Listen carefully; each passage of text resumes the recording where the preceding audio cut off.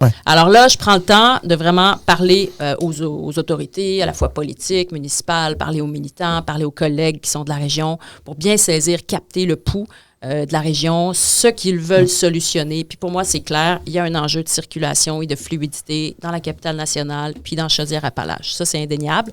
Donc, il faut trouver des solutions. Est-ce que le tracé retenu pour le troisième lien est la solution dans laquelle on doit investir 11, 12 ou plus milliards de dollars? C'est la réponse à laquelle je dois répondre. La question à laquelle je dois répondre. Donc, je me donne quelques jours avant de me positionner officiellement. Mais ce que je constate, c'est que le tracé retenu, il n'y a pas grand appui, là. Ça, vraiment, c'est étonnant là, à quel point les gens ne sont pas satisfaits avec ce tracé-là. Fait que je me dis, là, est-ce qu'on investit autant d'argent, là?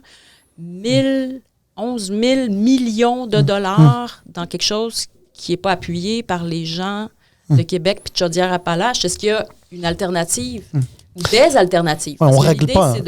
l'idée, c'est de solutionner des enjeux de trafic puis de fluidité. Bon, est-ce que ça peut passer par l'élargissement de certaines voies d'accès, la reconfiguration de certaines voies d'accès au pont?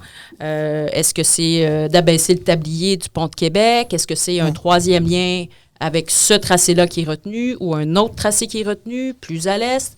Est-ce que notre sécurité économique est assurée avec la solution qu'on avancera?